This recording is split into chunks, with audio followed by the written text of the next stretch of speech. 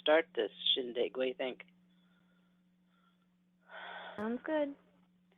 Tonight's class is on the respiratory system, and mostly, not the whole system, but on allergies. Since the coronavirus is a hot topic right now, I decided to add some of what Victoria and I did at the end, talking about the COVID-19 virus. So I know a lot of people say you see the last page, they just leave. If you're interested in learning about the coronavirus and what to do and stuff like that, you may want to hang on. All right, there's our disclaimer, as always. Don't stop taking medicine to start taking herbs. It doesn't work that way. And don't stop going to a doctor just because of that. All right. Respiratory allergies. They can be absolutely miserable. Whenever my daughter first married my son-in-law, he didn't have seasonal respiratory problems. He had continual respiratory allergies. The poor guy was always stuffy, could never smell, couldn't taste. He sounded kind of nasally, the whole bit.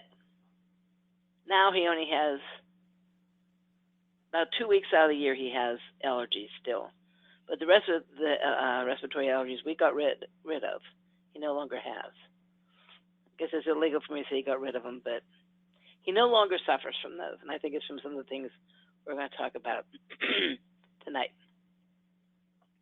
Some of the allergies come from dander of animals, either cat or dog or both. And we have a 110-pound golden doodle here and 2 cats, and he still doesn't have the respiratory allergies that he used to. From some animal saliva, you can, I guess, get it. I don't understand that. From their skin and their urine. Because I know most people don't lick a cat or lick a dog. I guess if you really have a dog that just comes at you, I guess their saliva can attack you too. Pollen from flowers and plants and grasses. Grasses and trees don't always have, well, trees do, but grass don't always have pollen, but there's something in the grass. I know my next door neighbor, whenever he mows his grass, he has to have a full mask on, because if not, he has terrible allergies. Dust mites can cause allergies. Molds, not just the bad molds, but any kind of molds. Perfumes and fragrances. Excuse me. Usually what happens is your sinuses get all inflamed. Your eyes can get itchy or watery. Your nose can get stuffy. Some people come down with asthma or wheezing of the lungs. And once in a while, it's accompanied by hives.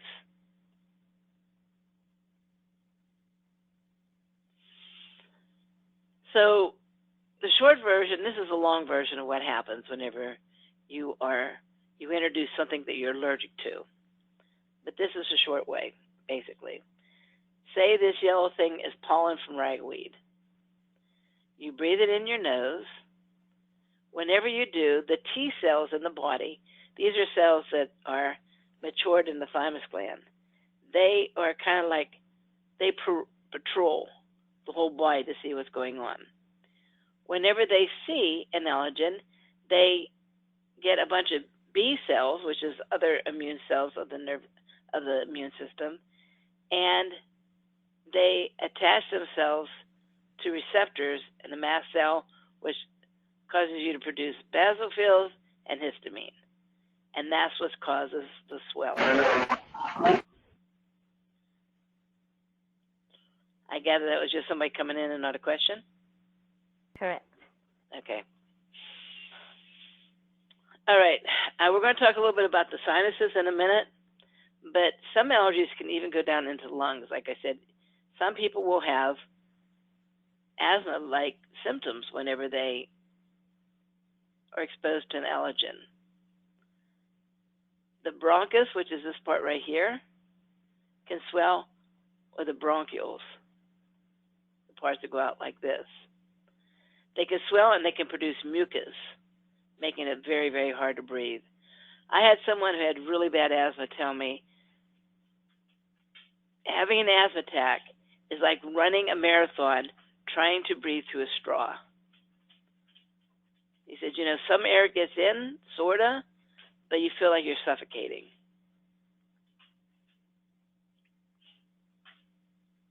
This particular guy used a lot of cough syrup. And I don't believe in using cough syrup for allergies.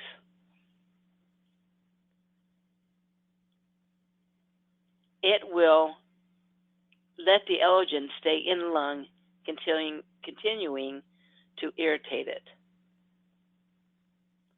There's other things you can do instead of cough medicine. Okay, so deep breathing exercise is really important to do during times of allergy season. And actually, it's a very good thing to do right now with this virus that's going around, the coronavirus. So I want you all to try this. Then I'm going to ask how many people it was easy for and how many people it was difficult for. But I'm going to count, and whenever I count, I want you to breathe in through your nose for 8 beats, and I'll count them out. Then hold your breath for 8 beats. Again, I will count them out. Then I want you to purse your lips like you're going to whistle, almost. And I'm going to count for 10. So everybody sit back. And you should breathe with your stomach, not your shoulders. So your shoulders shouldn't go up. Your stomach should go out. Okay. Everybody ready? You don't have to answer that. That's kind of rhetorical. Okay, let's start. Ready? Inhale. 1, 2, 3, 4, 5, 6, 7, 8. Hold it. 1, 2, 3, 4, 5, 6, 7, 8. Exhale. 1, 2, 3, 4, 5, 6, 7, 8, 9, 10. If that wasn't just a piece of cake for you, if you couldn't breathe more in than to 8 easily, or exhale for 10 easily, that means that you were probably not using your whole lungs. You're probably only using the top part of your lungs. There's a question. Do you do the same count for kids? That is an excellent question. No. If a child is, let me do this. If you're talking about a little kid, like maybe a 2-year-old or 4-year-old, I would probably do 6, and 8. She said, yeah, for a 4-year-old. Okay, I would do 6, and 8.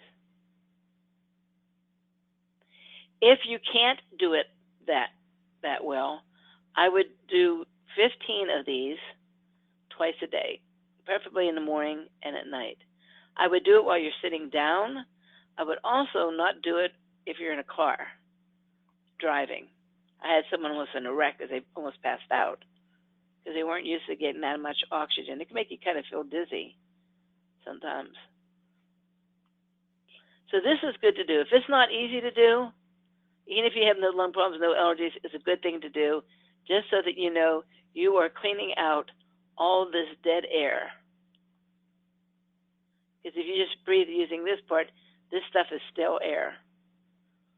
And you're not getting the oxygen you should to your body, and in long term, it can start weakening the lungs. Typically, if people who run or do aerobic exercise, they're doing that.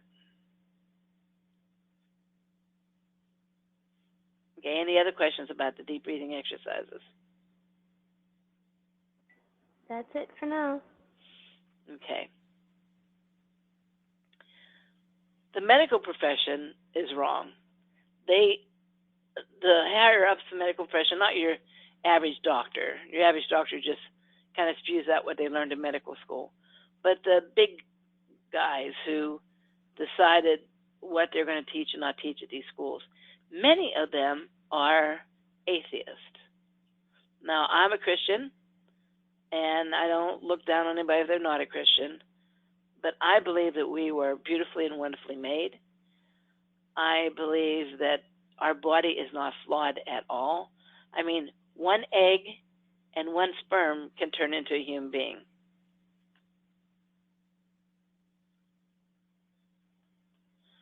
And that's amazing. Unless, like what they took, was it familimide, where people weren't growing arms and legs, babies are born without arms and legs. Unless something gets in the way, there is a self-motivating, self-regulating miracle that goes on in our body. Whenever we have a cut, it heals. You don't even have to think about it. It does it all on its own. So our immune system is not flawed. The reason why people's nose and respiratory systems swell is to protect them from that allergen. Let's say Joanne and I were on a walk and there's ragweed, and Joanne has a perfectly healthy respiratory system. She eats well. Her system's not toxic and stuff like that. She's going to breeze right through it. I, however, if I eat Twinkies and drink a lot of milk and stuff that's going to acidify my body and is going to make the mucus thick, the allergen cannot get washed out as quickly, and I'd be the candidate to have the swelling. So only a respiratory system that's already overtaxed will react to an allergen. We should be able to handle most allergens. Does everybody understand that?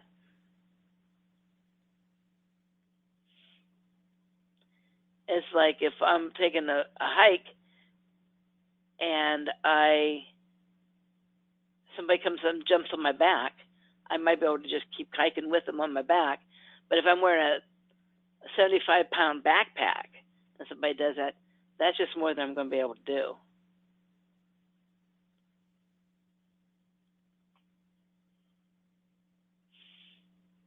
Okay, so our body has on and off switches for a lot of things, like there's hormones, estrogen that turns your period on. There's progesterone that turns it off. Well, in the respiratory system, there's histamines and antihistamines. And as long as your body's working well, we're going to talk about that in a second, whenever an allergen comes in, the body should turn the histamines in so it can do the swelling. And whenever you walk away from it, or if it's been there for a long time, your body should be able, your adrenals especially, should be able to produce the antihistamines that turns it off.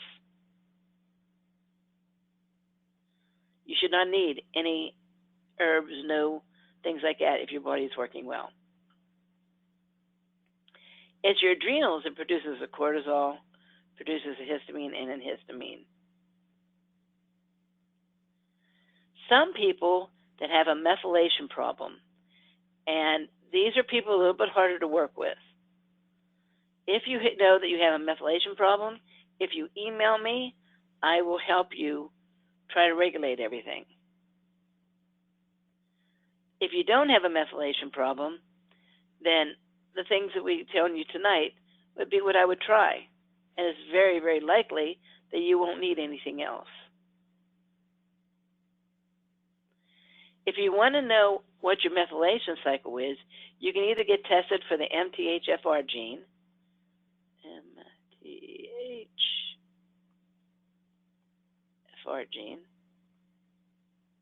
or you can get your histamine and basophils level tested.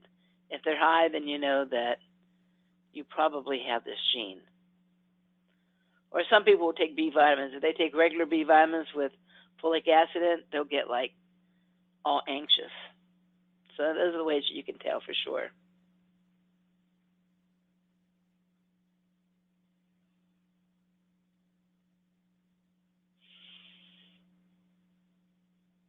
Okay, so since allergens do not cause allergies with everyone, we all have a potential of not ever having allergies.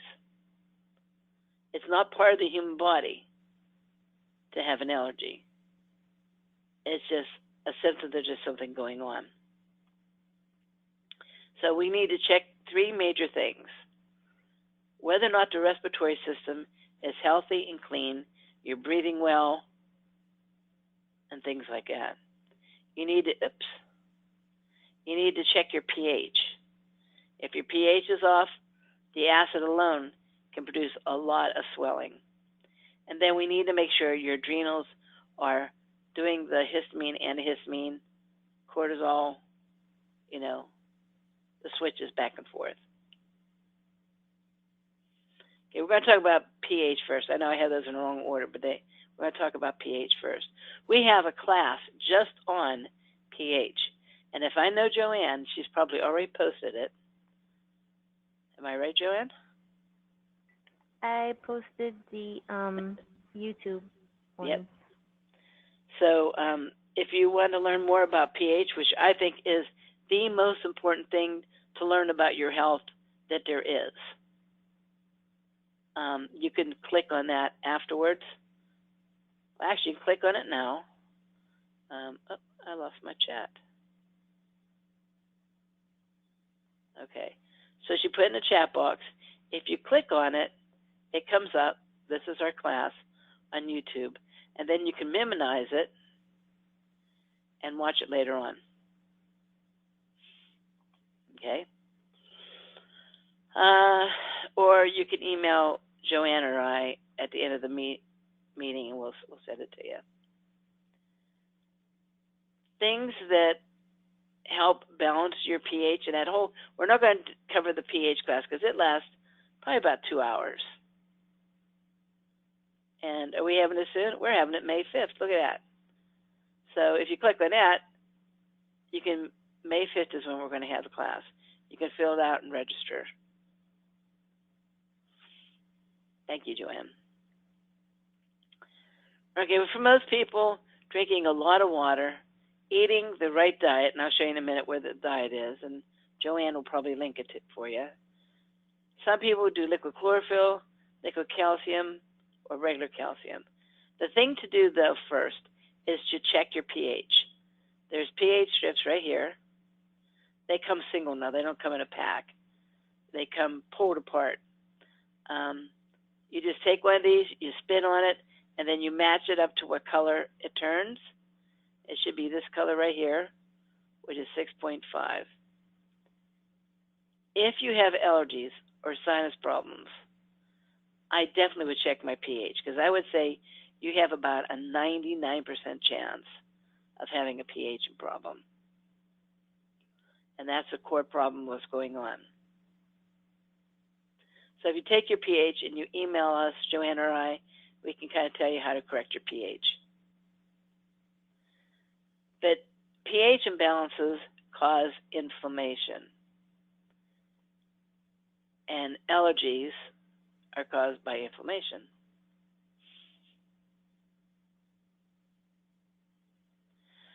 I have a pH balancing diet, and this is a link which I bet you Joanne will publish that too, right, Joanne? It's there. You're faster than me. Okay, so 80% of your diet should be alkalizing foods, and only 20% of your diet should be acidic foods. And there's a list here. These are all the fruits, vegetables, meats, and so on. And that's on that link. There are some that have a plus in front of it. That means for those, you should make sure that they're non-genetically modified form, like alfalfa. I know someone that was doing an alfalfa drink, and here it was genetically modified, and it wasn't doing for her what the non-GMO alfalfa did for her. Then there's one that's an asterisk. I think that's how you pronounce that. Looks like a little star. And those are things that I wouldn't eat or drink any of at all, which would be coffee, black tea, milk products, not butter, but the other milk products and stuff like that. Someone wants to know if it does it matter the time of day or before or after eating to check pH? That is an absolute excellent question. Give that person an apple or something. The very best time to take it, and there's a lot of controversy about this, but the very best time to take it is first thing in the morning before you eat, drink, pee, smoke, chew gum, passionately kiss somebody. First thing in the morning. Spit on it, then go to the bathroom and test your urine. That's the best time because during the 8 hours of sleep at night is when your body does most of its stuff. That's when it balances stuff. That's whenever the body accepts the most nutrients, does the most rebuilding, does the most cleansing. You can take it other times during the day, and it works a little bit, gives you a little bit of an idea, but that is what gives you the raw information of what the body's doing with what you got.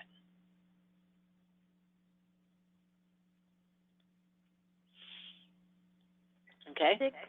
They're asking 6.5 for urine as well. Yep, urine and saliva.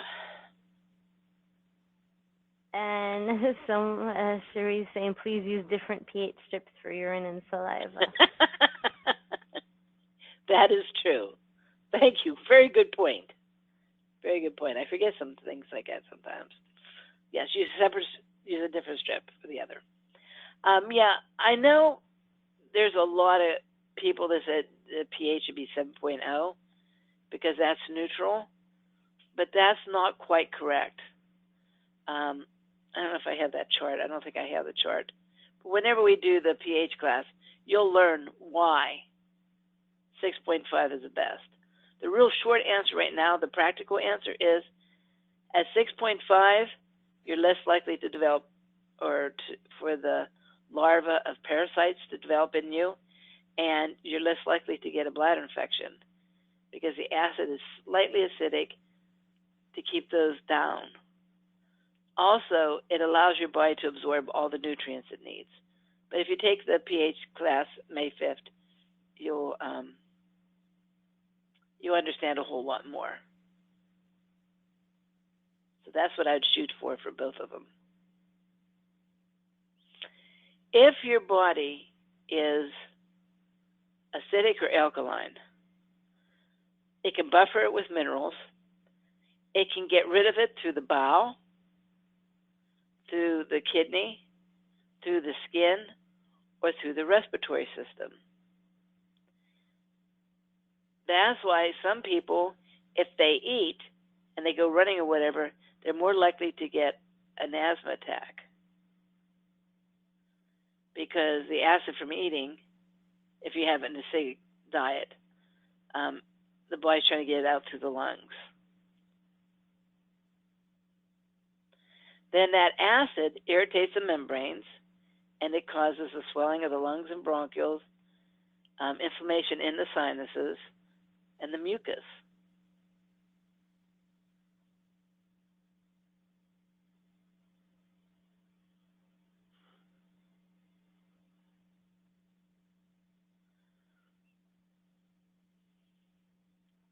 These are where the sinuses are.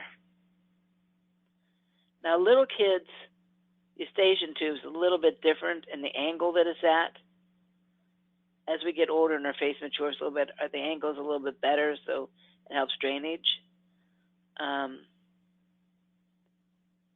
But there's 3 ways that you can get rid of mucus in the sinuses. One is you can blow your nose, and that mucus comes out that way. Another one is to snort. You go like that. This sounds disgusting, and I apologize if I grossed anybody out. But that, then spit it out. Or it'll just drip down the back of your throat. The snorting and the blowing of the nose, you get rid of more than just what naturally will drip. And if you do that on a regular basis, even though the snorting sounds kind of gross, it can be beneficial in keeping all that excess mucus. And with the mucus comes the acid, comes allergens, that stuff comes out. If the mucus stays in there long enough, things can grow. Bacteria, viruses, yeast, molds, parasites, fungi and molds I consider the same thing, but somebody had said that, so I added that to the group. These can grow in here and get infected. Anytime you have mucus, means there's a pH imbalance or something has been introduced in the body. The body doesn't produce mucus unless that happens. If you blow your nose, and I know this is gross, and it's clear or kind of whitish, then you just have the mucus. But if it starts having color to it, like yellow or green, or like a brown color, then you know something has grown in there. And the brownish, like an off-white brownish, indicates that it's irritating enough, the acid is irritating enough that it's probably bleeding a little bit in there as well.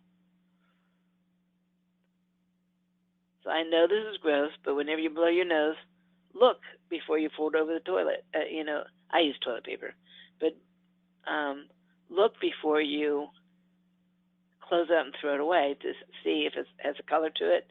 Same if you cough something up. Spit it out. Is it colored or is it clear? If it is colored, I would use sinus support or CBD extract or silver shield.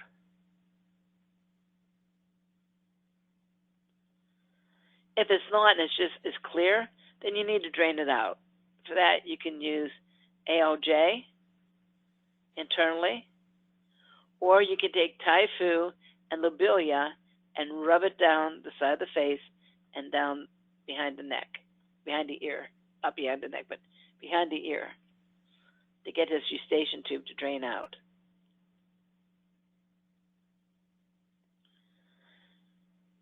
Symptoms of a sinus infection can be pressure and pain, fever, coughing, postnasal drip, or a bad smell.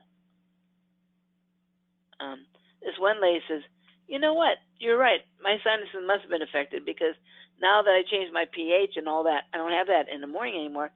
She said, I don't have that smell. I used to tell my husband, our house has a smell and it's really bad. And he'd say, I can't smell it, but she could. And it was actually in her sinuses. All right. Any questions about this? Yes. Someone wants to know, do you use Silver Shield as nose spray or to drink? If it's for sinusitis, I would spray it up my nose, or I would use a Neti Pot. You can also drink it. You can also put a nebulizer. I'm going to show you later on when we talk about the COVID virus at the end of this class tonight. You can also use a nebulizer. But mostly, most people use a Neti Pot. Some people use distilled water and salt, and that's fine. It's cheap. Make sure you use distilled water, not tap water. Make sure you use real salt and not fake stuff. And make sure it's completely dissolved. Or, better yet, is the Silver Shield. It's a little more expensive, but not only the Silver Shield, clean out. Oh, Joanne, can you get that? Do you happen to have the link of that little girl that her mother shoots that stuff up her nose? I will find it. I just love that little girl so much. Anyhow, this is how you can do it for children. But the Silver Shield, you put it in a Neti Pot, and you pour it in one nostril. You put your head forward. You can't tell, but her head's slightly forward and to the side, and it goes in, and it comes out, and it'll bring with it, hopefully, some old stuff that's been in there.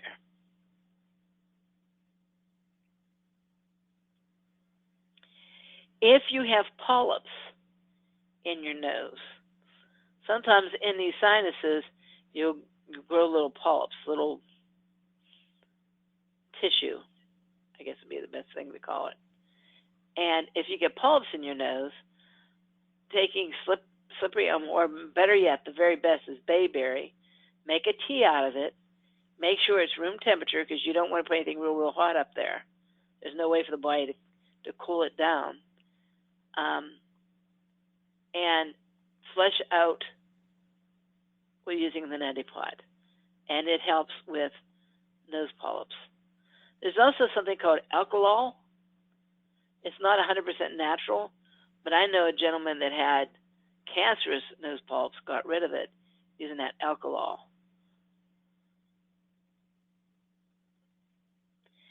And whenever you do any kind of Neti Pot, make sure that everything is sterile. And after you do so, make sure you dry it out. Even if you have to use a hair dryer to make sure it's completely dry so no mold grows in there. Because if there's mold in there and you flush it out, you're going to be putting mold up in the sinuses. Okay. This is the coolest little kid on the face of the earth. Wait, we had to get rid of the commercial yet.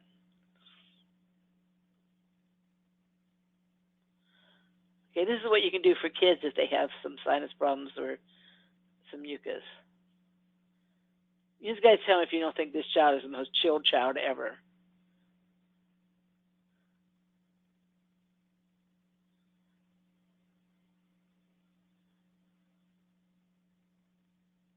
This is like waterboarding, almost, you know?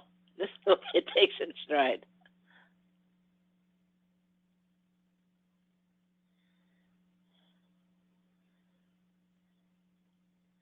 So if you clean all that mucus out, I know typically when people have sinus problems, or their kids have sinus problems, the doctor will give them antibiotics and stuff like that. But cleaning that stuff out is much better.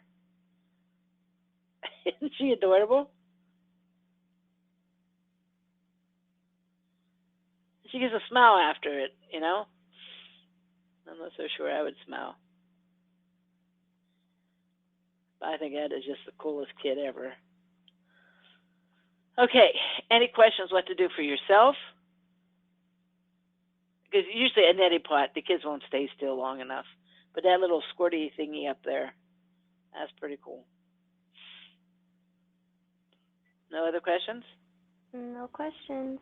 Okay, just curious. How many people think that is the most chilled kid they've ever seen? I used to wipe my kid's nose, and you would think that I was ripping their face off. There's no way they would let me do that. There's just no way. Okay.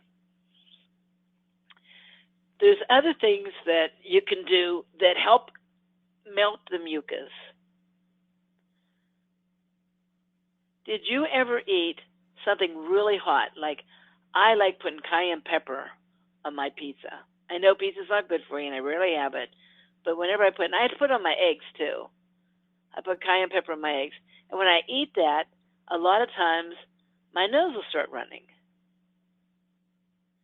That's because those are aromatic herbs, and horseradish is another one. They're aromatic herbs that melt mucus. They actually cause that thick mucus that was coming out of that little girl's nose, they cause it to get really, really thin so it can come out more easily. And that's what ALJ does, and sinus support. Sinus support I usually use if someone actually has an infection. It helps get rid of the mucus, but it also helps get rid of the infection. ALJ I usually use for colds. Let me take that back. If my body's getting overwhelmed, I use ALJ for colds, or if I've had a lot of colds. I think it's really good to have a cold once a year. There's a saying among herbalists There is no cure for the common cold because the common cold itself is a cure. You know how people go through, oh, I need a bowel cleanse or I need a liver cleanse. Well, a cold is a respiratory cleanse. There's a reason for that virus. God didn't put these viruses on earth just to make us be quarantined sometime. He put them on there knowing that if there's toxins in the sinuses or in the respiratory system, this virus will go only where that mucus is, where the toxins are. It's like maggots. If you have an absolutely clean container, there's not going to be any maggots in it. But if you have one that has food and junk and garbage and stuff like that, then that's where you're going to see the maggots. Because maggots only eat decayed material. Same with bacteria and virus. Well, not so much viruses, but some viruses and bacteria. They only thrive on things that are not totally clean. If you breathe in this virus, it will settle in different parts that is the most toxic because it's drawn to that kind of a thing. Your body will then try to wash out the virus, and in doing so, cleanses whatever toxins were in your respiratory system. The people who end up with the worst sinus problems are usually the people that take things for their allergies to stop the mucus or for their colds that stop it because the body can't clean it out and it gets worse and worse and worse.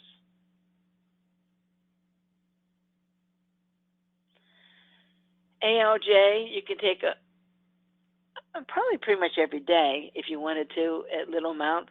But whenever I get something like, say, I have to go teach somebody or teach a class and I can't feel miserable and all stuffy. One of the worst things in the world is not being able to breathe. You know, you're like, I can't breathe, like that kind of thing. I guess I'm a wisp, but I really hate that. So I will take ALJ probably 4 to 8 every hour, and I will go through a cold usually within a couple hours. And my cold, it cleanses out really quickly, and usually my cold is gone.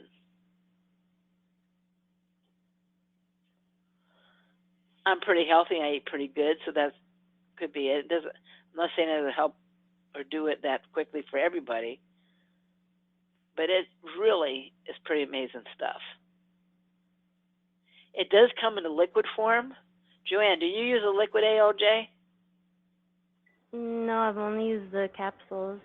Yeah, me too, because it can almost, that stuff's so hot it can almost dissolve your teeth. I can handle, I like hot stuff, but whew, and the liquid form is really hot. And I remember the first time I gave it to my kids, because I didn't think it would be that hot, but oh my goodness.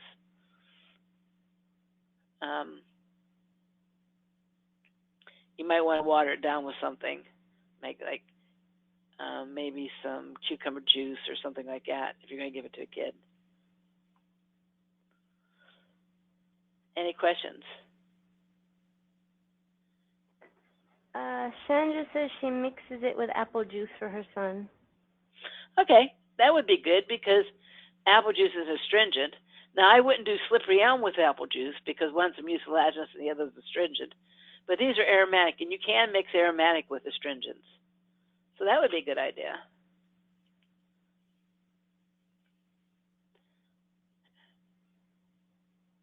Okay, so other things that are really hard on the lung, and if we try to avoid weakening the lung, the better off we are. Black mold is nasty for a lung. If you listen to any of my old webinars, probably about 13, 14 years ago, I had black mold in my lung. I didn't know it. I had a little laundry basket next to my bed that I could mend things, like if there's a hole in it, I'd just stick it in there so I could sew it when I was watching TV. And my cup fell over one time, and I picked it up, and I said, and I asked my husband, I said, take out the wet clothes. He said, no, they're dry. So I didn't think of it. Well, here they weren't. The water went down in between. And when I lifted up the things later on, there was black mold in there. And I could hardly breathe. I was having real major problems with the black mold. So trying to avoid black mold is huge. If you see black mold growing in your home, take care of it. Chemicals are hard on you. If you're going to paint something, it tells you make sure it's well ventilated. There's a reason for that. Make sure it's well ventilated. Make sure that you don't breathe very much of those chemicals in. Paint thinners, paint. Coal miners, people who work in like a home, not a home, a manufacturing where they sew things, or bakers end up with black lung, brown lung, or white lung. They breathe these things in, and it kind of cuts up and stays in there. And if you ever saw anybody who had black lung, it's sad.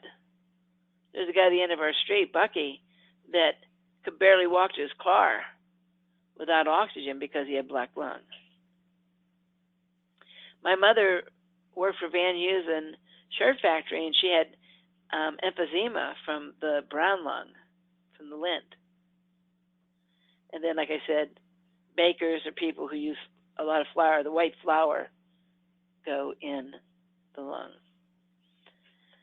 Smoking is bad. I mean, you pretty much had to just fall off of a banana boat to not know that smoking is not good for your lungs or your sinuses. I'm not even going to catch that one. But what a lot of people don't realize is, and most people heard of asbestos. They take asbestos out of these schools and they close buildings because they had asbestos in it. Well, talcum powder is a form of asbestos. Talcum powder is found in baby powders. Any kind of powder, like perfume powder you put on your body, has talc in it, which is like asbestos. There is now a class action suit against talcum powder causing ovarian cancer, but they're also going to find out that it causes lung cancer, I am sure.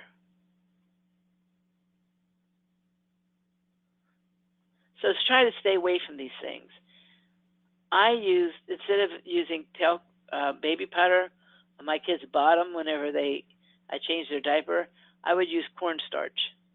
And I didn't let them play with it. A lot of people will do the powder, then they'll hand the kid the thing to play with it. But that powder, if they breathe it in, that dust over a long time, it still can mess up their sinuses and their lungs.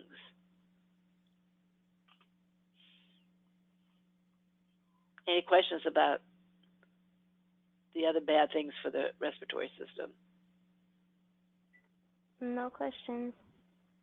Okay. During the H1N1 11 years ago, I ended up in the hospital in intensive care from double pneumonia because during the moving process, and the guy kept on saying, oh, the inspector would come, and then we were supposed to move on Saturday, and the inspector would come and say, nope, you can't do it. You have to do this first. And it lasted like 5 months, maybe 4 or 5 months. I can't even remember. April, May, June, July, August, September. Oh, it was 6 months. 6 months that I had my herbs packed up. We had everything packed. We just had we were living out of a suitcase. And I had cleaned everything. I got rid of all the foods and stuff like that. And so we were eating takeout. I ended up down and out. I mean, never so sick in my whole life. That's why I tell people, I don't go to the doctors first. That's the one time that I went to the doctor in 30 years. So I don't go run to the doctor for every little thing. But if your body's getting overwhelmed, then get to the hospital. I would have been insulting to people to die from pneumonia whenever I could have gone to the hospital. But afterwards, I still couldn't get over. I was still weak. I couldn't breathe well. My lungs hurt. I was tired all the time. And I took Chinese lung support, and I did castor oil packs. And with it, and it was like 2 months after I'd gone to the hospital and was released, I still felt like that.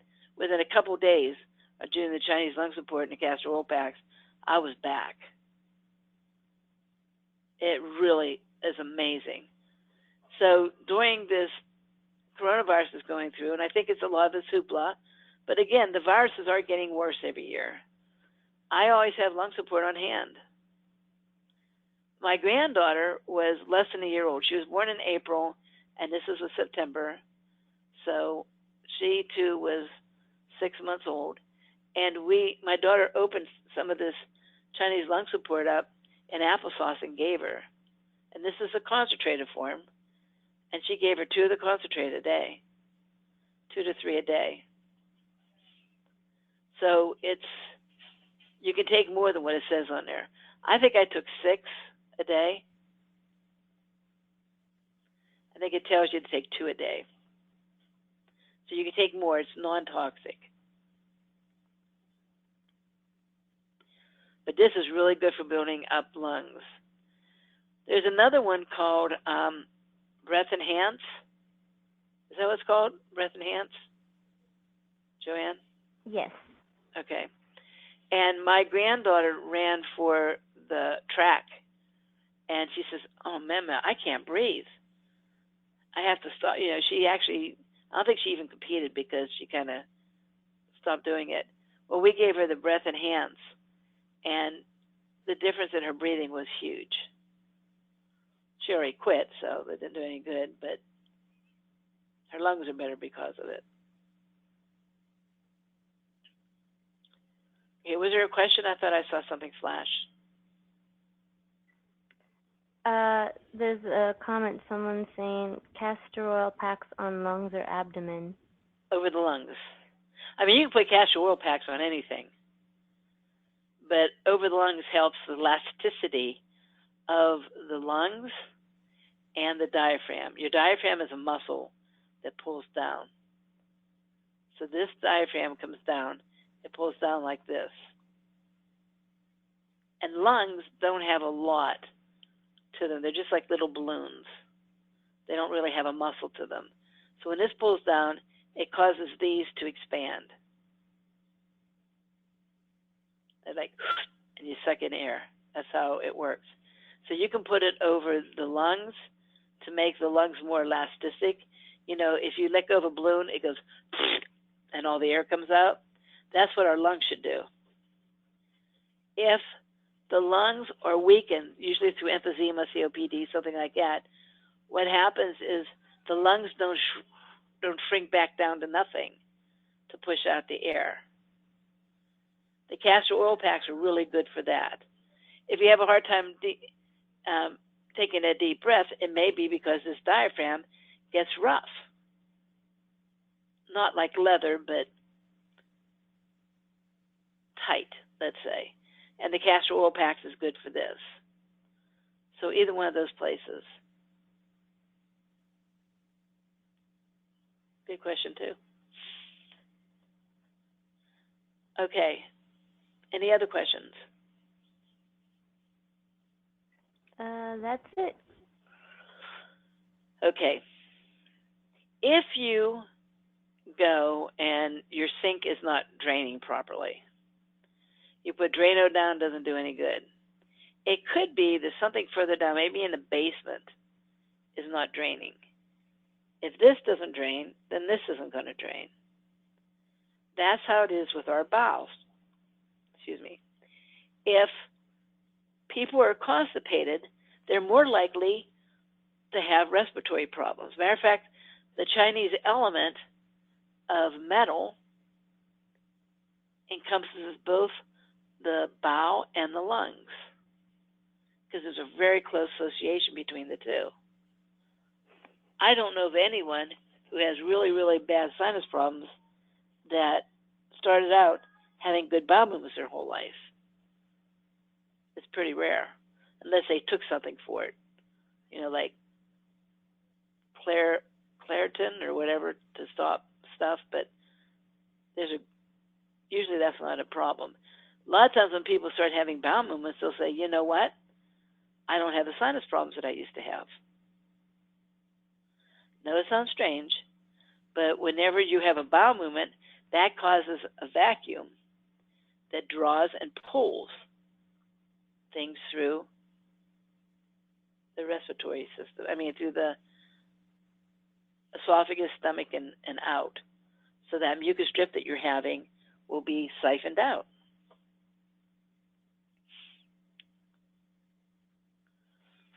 Okay. Then there's some things that are natural antihistamines. And for people who might want to go, this is what I would take in the cold and flu season. Elderberry Defense. Once you have it, it doesn't do a whole lot for you. Some people think you shouldn't even take it. I'm not convinced about that. But it doesn't do a whole lot for you. But Elderberry Defense and Astragalus are two herbs that you can take that will keep your immune system as healthy as possible without overstimulating it. So if you take golden seal or you take echinacea, if you take it for 3 months and then you get a cold or something like that, it's not going to work on you anymore. Just like if you drink coffee, the first time you drink coffee or caffeine, you're like, woohoo, you got all this energy, and you're bouncing around, and if you drink it for 3 or 4 months, you don't have that much energy whenever you drink your caffeine.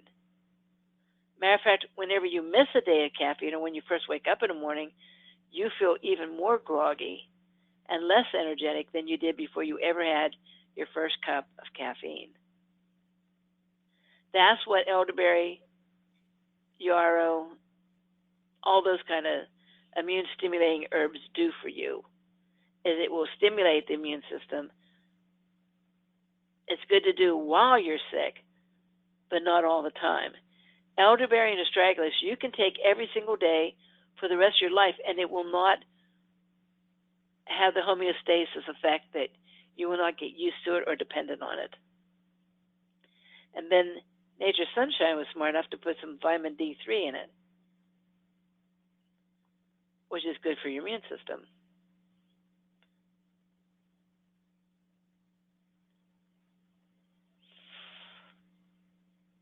Okay. Anybody have questions about that? So since it has a D3, should it be taken with a protein? No. That's a very good question. And you are so smart. No, because it is already somehow okayed that it's not a fat. Like you break it open, it's not oily. It's not fatty. But if you take vitamin D, A and D, like in capsule form that's a fat soluble, they have somehow emulsified the D3 in elderberry defense. Okay, good to know. Thank you. Mm-hmm. That's a very intelligent question. Very, very. Okay. Any other questions? Nope, that's it. Eyebright is, a lot of people use Eyebright. They don't have EW anymore. I wish they did. I love this combination. But Eyebright helps if people get a lot of teary eyes whenever they have allergies. Their eyes get all red and sore and watery. It helps with dry eyes, but it also helps with soggy, runny eyes too.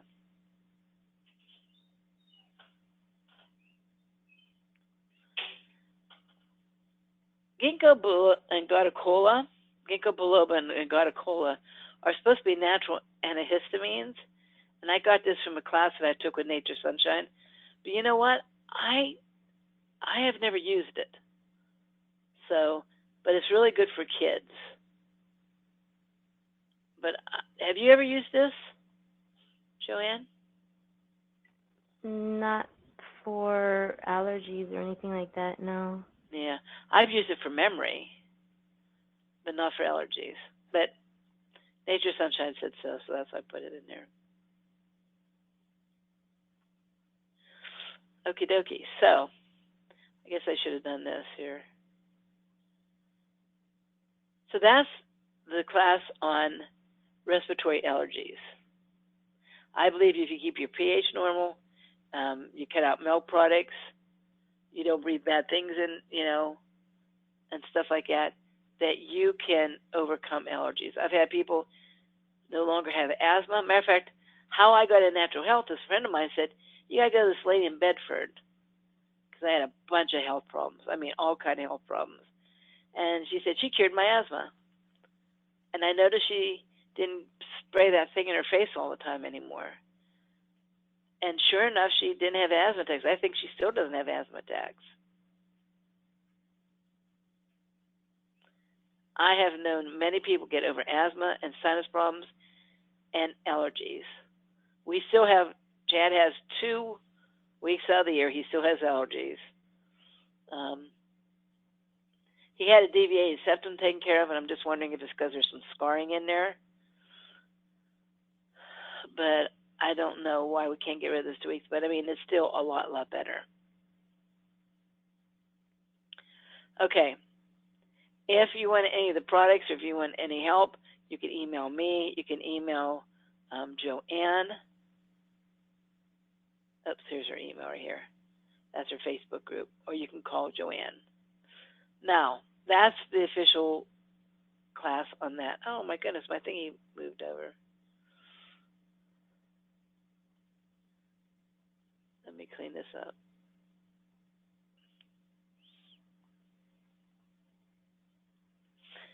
Okay. So now we're going to talk a little bit about the coronavirus.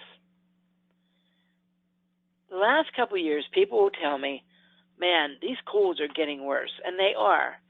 Viruses, I guess I should ask, are there any questions before we go to this? Someone wants to know, and I know it's in here, that you're going to talk about the silver shield and the nebulizer. I am. Yes, we're going to talk about that. Okay, so the coronavirus basically is a cold.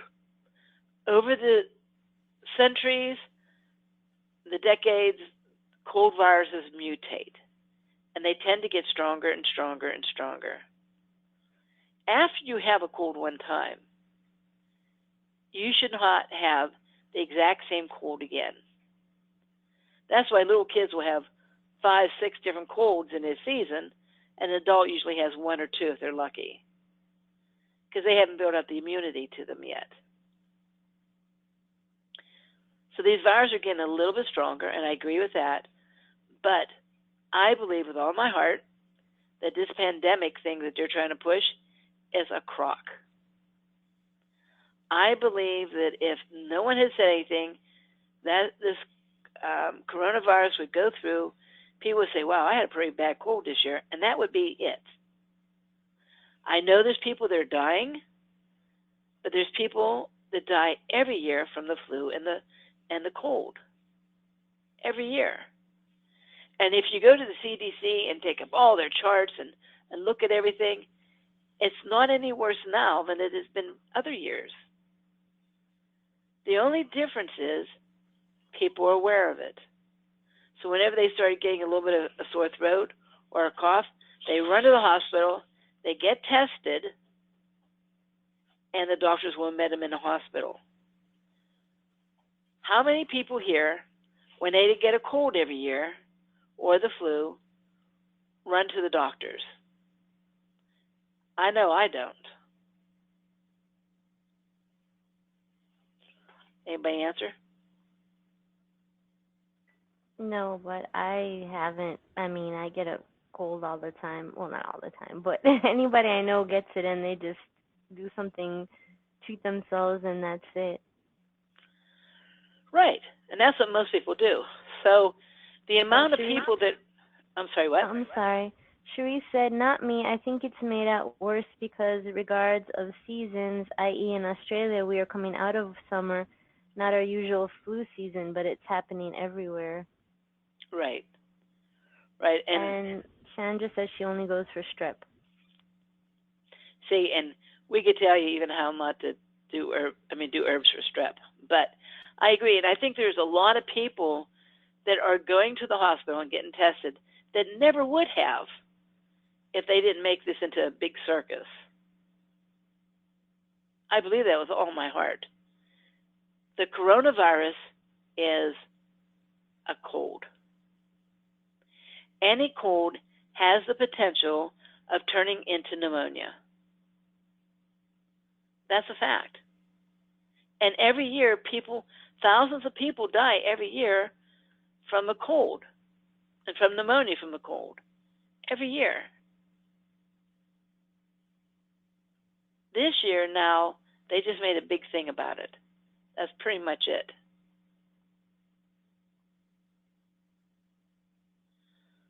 Okay, let's see here. So, I will give someone time, because I know there's nurses that come here a lot of times. If you want to rebuttal what I said, I will give that to you. But I stand by it. I really, really do. And there's actually some doctors that are coming out. If you email me or if you follow me on Facebook, I post a lot of things. Joanne, can you get me on Facebook? My Facebook page? Sure. I want to show them a certain thing. Okay.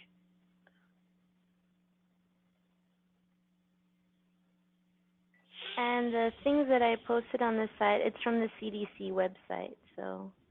Yeah, I've been doing just from the CDC, because a lot of people will say, oh, well, that's because you're an herbalist. And that's not because I'm an herbalist. This is things that the CDC are saying, too. Now, this was done 2 weeks ago, so these are different numbers now. And Victoria Terry got these numbers. At the time when we did it, I guess it was the first Thursday of the month. There was 7,038 people that had it that made this. Now, I know it's higher than that now. But with all the numbers that they give you, realize there are 327 million people in the world. So whenever they tell you there's 52,000 people that died, out of 327, that's still a low amount, like less than 2%, which is typical for a cold or a flu season. It's sad. I do believe in taking precautions, but I think they have people scared to death over nothing. Okay, did you happen to find my Facebook group? Yes, and the numbers that I posted is from their site from Monday, so it's a little bit more current. Okay, what is it, 1.47? 1.4%? As a death, yeah, the rate of death. As of Monday, COVID has infected approximately 679,977 people worldwide. The common flu is estimated to infect 1 billion people worldwide. Right. And deaths, COVID is 31,734, and the flu is anywhere between 291,000 to 646,000 last year.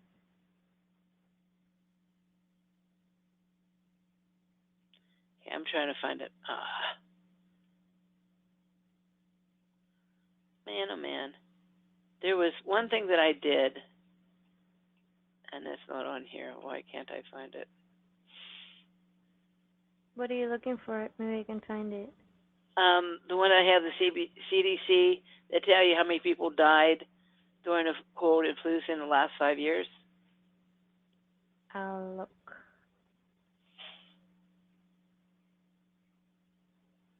Chandra says, they say when they generate fear, watch for what the motive is. Watch your rights to make sure you don't give them up. People are more willing to give up rights when they are scared. I agree. I do too. Well, I want to tell you something. Before this, they had tried to push mandatory vaccines, and I think in part that's what this is about. Because it was about the measles, and the measles was going to kill everybody, and you have to do the measles. And you know what? You don't hear anything about the measles anymore. But this, they have it set up that people are scared to death. I mean, there's some people on Facebook that are saying goodbye to their loved ones. It's really sad. And it's not that it isn't deadly, because it is, but no more than other years. So, okay, these are the cases. Let's go over some of the symptoms. And quite frankly, if I get symptoms of the virus, I am probably going to go and get tested. Because if they do come out with a mandatory vaccine, I will have proof that I had it, and I have an immunity, and they would not be able to force the vaccine on me. So that's what I plan on doing. If I feel really tired, get a fever, a dry cough, runny nose, aches, pain, sore throat, diarrhea, I'm going to go and get tested to protect myself later on. But I will not take the stuff that they tell you to. Remember whenever I said the cure to the common cold, there is no cure for the common cold because the common cold is a cure. I once talked in front of about 100 people that were lung cancer survivors. And I had heard this. I thought, this is an excellent opportunity. And I said, how many people here has had a cold last year? About 100 people. I would suspect about 25 to 50 people would have raised their hand. Not one person raised their hand. I said, well, how about in the last 2 years? Nobody raised their hand. Last 3 years, one person raised their hand. So the people that end up with lung cancer were people that didn't get colds. There's two reasons why you don't get a cold. Either your respiratory system is squeaky clean and the virus has nothing to feed on, so it just goes right through the body, or your lungs are so weak and your immune system is so weak that it cannot kick out the cold, and that's what causes the symptoms. The virus doesn't cause the symptoms. The body trying to get rid of the virus is what causes the symptoms. By any chance, did you get a hold of that, Joanne? Is this the link that I posted to you? Is that it? Yes. Okay. Okay, wait a minute. Get rid of this disclaimer.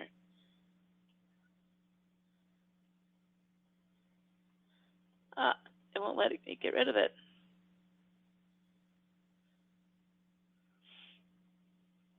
Well, anyhow, so this is 2017, this is 2018, 2019, and 2020. I see nothing here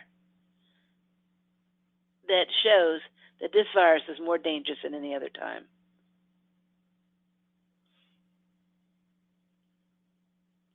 I'm going to save that. If anybody wants a link to that later on, I can give it to you. But what I would do is prevent. The reason why some people get certain conditions and other people do not is because how healthy they are. You know, I was once shocked to know that not everyone who has sex with someone who has HIV gets HIV. Some do not. So what we want to do is we want to keep our immune system in a place that it can handle whatever comes through.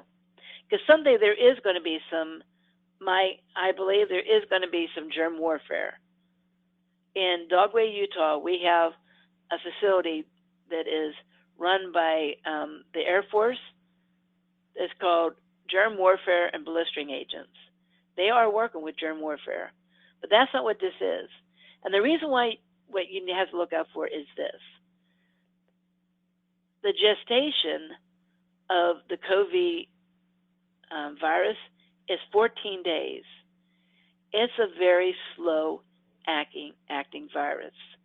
When it's slow, if our immune system is hunky-dory, it will be able to take care of it. It's not like when you see outbreak where people will be exposed to a virus and their skin bubble off their body and blood comes out of their nose and ears within 2 or 3 hours. That is germ warfare. That is something that is crazy scary. But that's not what this is. Anything that takes 2 weeks to gestate is not a strong virus. This virus is very heat sensitive, so if you keep your body temperature 98.6, chances are your body will kill it off very easily. If you gargle with salt water, the warmth of the salt water, if you start getting a sore throat, will kill it off. I plan on letting it just go for a while. If I get overwhelmed, then I'll do some of the things we're talking about. But I'll keep my immune system beefed up, go through it so that I'm immune to it. Every time you go through something, your immune system becomes stronger. So, what I would do, I would make sure that I avoid simple sugars. Not the easiest thing for me. Milk products is, except for pizza once in a while. But simple sugars. So no Snickers candy bars and no Twinkies and stuff like that. Get plenty of rest. Relax. If you can, walk in the sun. You know, back in the old days when TB was going around and things like that, whenever they would send you to a sanatorium, they would take the people out, even in the wintertime, on the porch and expose like their hands and their face to get some vitamin D, to get some sun. I eat a diet very rich in raw vegetables and fruits. This is not my refrigerator, but my refrigerator is usually full to the tilt with vegetables. Stay hydrated. Make sure you drink enough water so that the mucus is nice and thin. If you don't drink enough water, the mucus becomes thicker, and it's harder to wash things off. Like it'd be harder to scrub your floor with Jell-O than it would with water. So either like lemon water or lemon Jell-O, it's easier to clean your floor with the water because it's thinner and it washes things away. A little warm elderberry tea. Take it off, let it get a little warmer than room temperature. You don't want to drink anything really, really hot. And put some raw honey in it. Raw honey has natural antibiotic properties. And if you get local honey, typically the bees get the bacteria and the viruses first. So in their honey will be the antidote or the antibodies for the viruses coming. Or some people can take vitamin C besides oranges. I think oranges are okay. Vitamin C, just be careful. A lot of it is made from genetically modified corn and cause breast cancer. You have to watch out for that. Since I live up north, I'm going to do rosehip tea. I do eat a little bit of oranges because I love them, but rosehip tea. And then, sorry about the dog, Victoria told me that if you take green onions and you boil them, that they're higher in vitamin C than even what rose hips are, or oranges. Also, if you eat pumpkin seeds, they're high in zinc.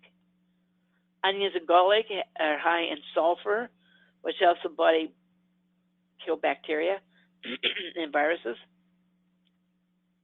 Joanne, will you say something brilliant second? Sure. Having a good diet, it's really the beginning of everything. I think the reason we see so many more people getting sick is just an unhealthy lifestyle, eating a lot of fast food, a lot of just dead boxed food. You're not getting all the enzymes that your body needs, everything that your body needs to function, to help with just normal functions, and then, everything takes its toll. Are you back? Okay. I am. I'm Okay. here. Keep the air moist. You know, in the wintertime, my mom always used to put coffee cans. I don't believe in drinking coffee, but this is before I was an herbalist. Coffee cans on the radiators to keep the air moist enough. You know, if you get nosebleeds or dry nose in the wintertime, that means that that mucosal lining is able to crack and viruses and bacteria are able to get into the body. You can gargle with warm salt water. Vitamin A and D help the mucosal lining in the respiratory system. And zinc, well, that's actually what the pumpkin seeds for, is the zinc. Then wash your hands. You know, if you go shopping or something like that and you come home, wash your hands before you go on your way. Before you go shopping, wash your hands and put on some Silver Shield. And what I do with the Silver Shield is I put it on my hands like you would hand cream, and then I rub around my eyes, my mouth, and I like pinch my nose to get some of it up into my nostrils. Silver Shield is supposed to be able to kill bacteria and viruses up to 4 hours. This is what I would say would be a great alternative to hand sanitizers because there's no chemicals in it. There's a little bit of alcohol to let it evaporate quickly, but it's not like some of this chemical stuff. So when I get the virus, I'm going to let the virus do its thing. I want my lungs cleaned out. My lungs have gone through a lot of problems. They've had a lot of scarring. I had been diagnosed with having congestive heart failure a lot of years ago, 31 years ago. I take herbs for it, so I'm not dead, but I have, and I'm an old lady. I'm a grandma of 7. My granddaughter's going to college, so I'm an old lady. But I'm going to let it do its thing because I want a respiratory cleanse. If, however, I start feeling overwhelmed, if I feel like I can't breathe very well, because remember, this is a slower growing virus. This isn't a virus that just hits you like bam. You have some time to pause, to work with, to see what's going on. I would probably use, this is my friend Sherry. She let me use this picture. This is attached to what we call a cool mist nebulizer or inhaler. She put Silver Shield in there, and that's what I would do. And you breathe it in through your nose, through your mouth, into your lungs. Pneumonia is a virus or bacteria that is set in the lung area. The Silver Shield, breathing it in, being against that, should prevent it from being able to grow. I have not used Silver Shield in this way. Sherry has. But I have had people use it for black mold, for pneumonia in general, although not from the coronavirus, but other years people would use it for pneumonia with great results, absolutely great results. By mouth, I might take something to build my immune system, lymph gland cleanse and cellular detox, or, since it's a virus, BSC and L-lysine. It all depends. If I cough and there's a lot of yellow in it, I might think that I have picked up a secondary infection, and I would take the lymph gland cleanse and also detox. If it's not yellow, then I would do this. I would do the Chinese lung support. And then I would stay away from somebody. This is even weaker and older than I am, because I don't want to pass it. I don't have a problem with being in the house. I don't have a problem with that at all. You know, if that's going to protect some people's lives, then I think that's the responsible thing to do. And this is just something in general. I use toilet paper instead of Kleenex. Kleenex has a different fiber in it They used to be in toilet paper, and they were made to take out because it was causing rectal cancer. So if you blow your nose with Kleenex, your nose starts getting sore. It's from that fiber. But if you use toilet paper, they've taken that fiber out, and I don't remember my nose ever getting sore. You know how it gets sore running from blowing? Well, if you use toilet paper, it usually doesn't.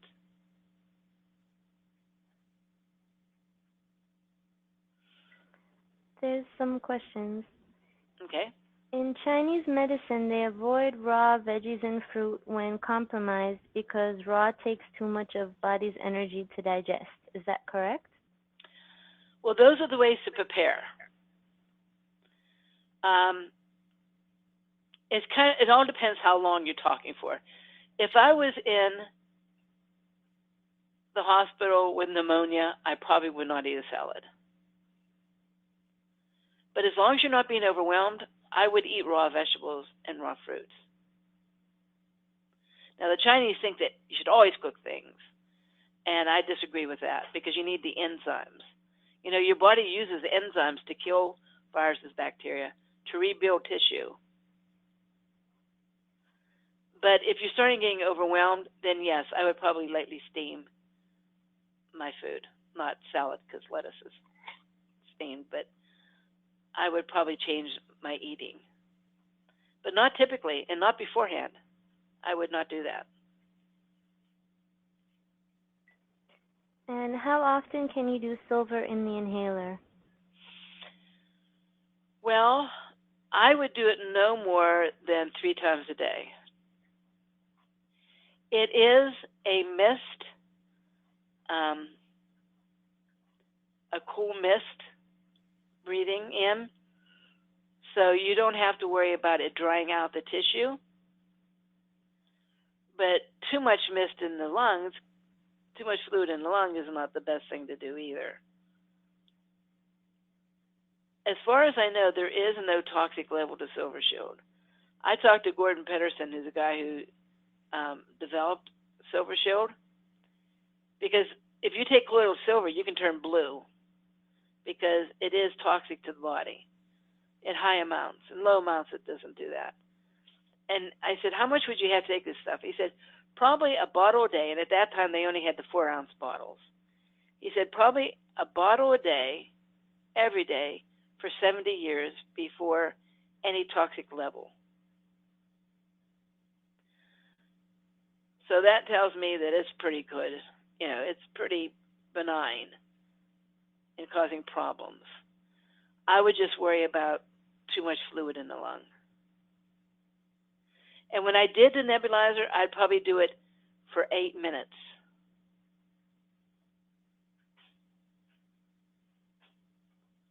At a time.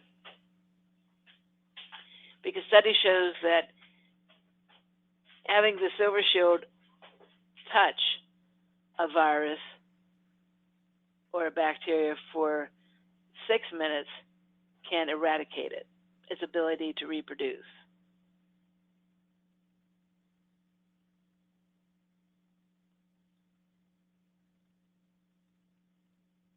Any other questions?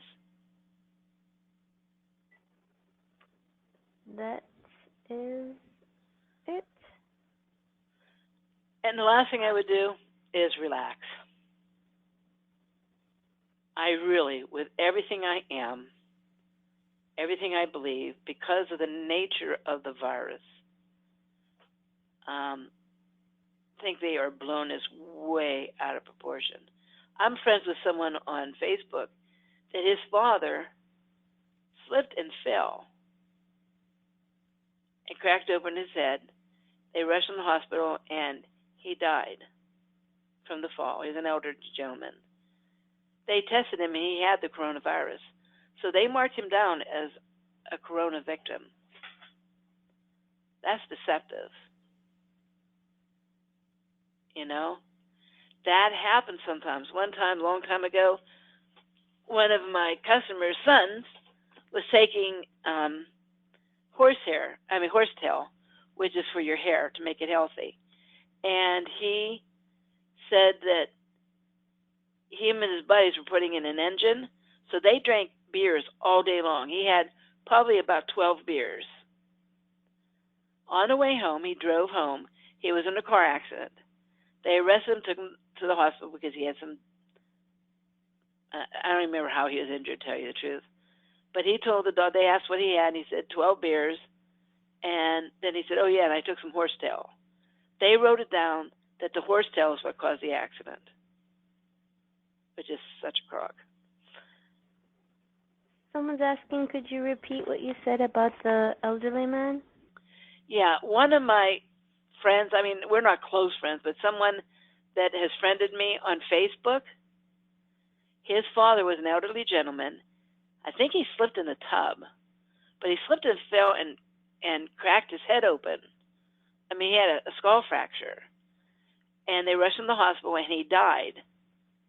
He was fine before that. But they tested him for, as soon as he went in the hospital, they tested him for the COVID-19, and he had it. So they wrote down that was the cause of death. And it wasn't the cause of death. It's because he fell, and he had a skull fracture. But since he had it, so we have, I think the CDC should have to have two groups: people who died because of the virus, or people who died with the virus. I mean, I could take a massive heart attack and die. They test me if I had the virus. It has nothing to do with it because I'm not even feeling any symptoms. I think that's deceptive. Okay. Any other questions or comments? No questions. Just thank yous. Well, thank you all for coming.